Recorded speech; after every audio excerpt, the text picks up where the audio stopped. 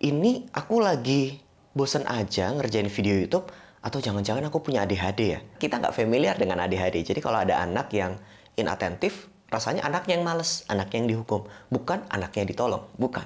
Oh, repot tuh. Tapi kalau ada tanda hiperaktivitas, kita perlu lihat apakah ada fidgeting gitu, ngulang, ada gerakan-gerakan ngulang, atau tapping.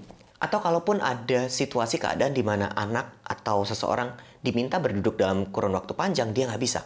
Lari ke sana kemari, pergi, alasannya ke toilet, tapi berkali-kali. Atau ada dorongan yang kuat untuk misalnya lari begitu ya, berlari atau memanjat secara berlebihan di mana sebenarnya berlari atau memanjat ini nggak tepat untuk dilakukan pada konteks keadaan tersebut. Dan kalau melakukan aktivitas atau bermain susah gitu, diem, susah. Atau ini juga bisa tampak dalam pembicaraan, ngomong banyak.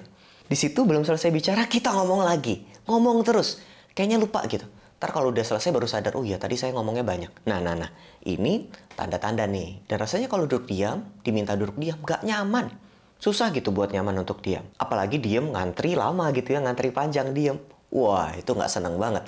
Bisa sampai emosi di dalam antrian yang panjang. Nah, hal-hal tadi yang disebutkan itu adalah tanda-tanda hiperaktivitas. Dan nggak semua ADHD memiliki tanda hiperaktivitas. Kadang yang paling dominan cuma atensinya saja bermasalah. Orang-orang yang berbeda bisa saja orang-orang lain hiperaktivitasnya yang bermasalah. Jadi emang bisa beda-beda. Itu kenapa konsultasi dengan profesional dibutuhkan untuk mengkonfirmasi diagnosis ini. Terlebih, agak sulit membedakan antara inatensi atau ketidakmampuan memberikan perhatian karena satu kondisi dengan kondisi yang lain. Ini tuh perlu dibedah dulu.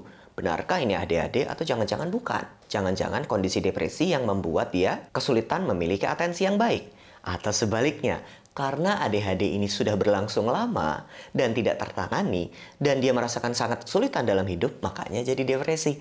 Ayo, susah loh itu bedainnya nanti. Atau bahkan trauma. Beberapa penulis menyebutkan kalau, oh ADHD ini sebutannya trauma, tapi kalau dari penelitian sih banyak yang nggak sepakat di sana ya. Karena ADHD ini kondisi neurodevelopmental, perkembangan alamiah otaknya sang anak memang demikian. Sementara trauma adalah apa yang terjadi, keadaan yang terjadi. Istilahnya pun nanti beda.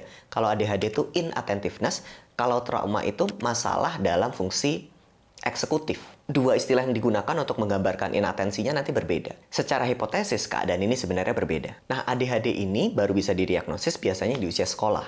Kalau usia-usia yang prasekolah, wajar dia lari-lari, manjat-manjat, keliling-keliling, nggak bisa atensi. Loh, emang begitu perkembangan normal anak. Nggak bisa anak baru batita gitu suruh duduk diam, yo nggak bisa, dia akan lari-lari, itu kondisi normal.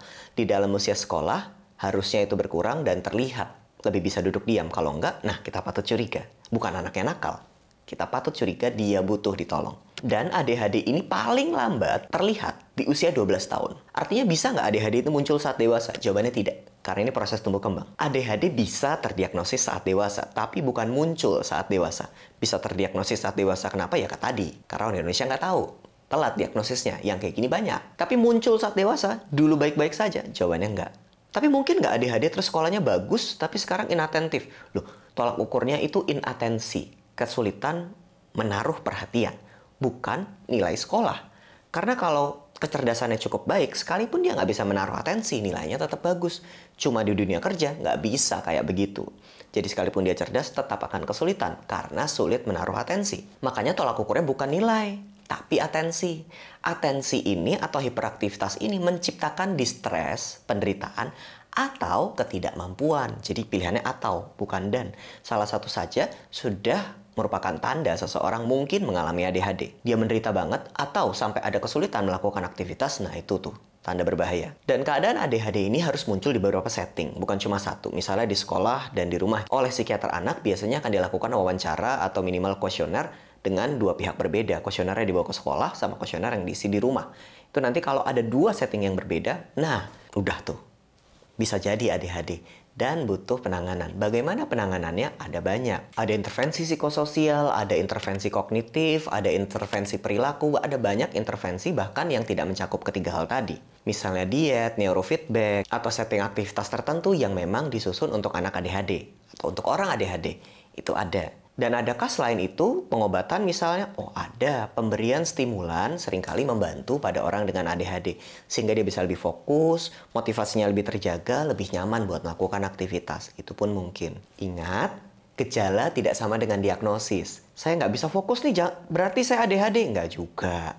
Ada banyak tanda yang perlu dinilai. Jika kamu mencurigai kok saya menderita banget gara-gara masalah ini, saya nggak bisa fokus terus, segera hubungi profesional terdekat untuk kita lihat dan dibantu. Demikian dari saya, Dr. Jimmy Ardian, spesialis kedokteran jiwa. Bye-bye.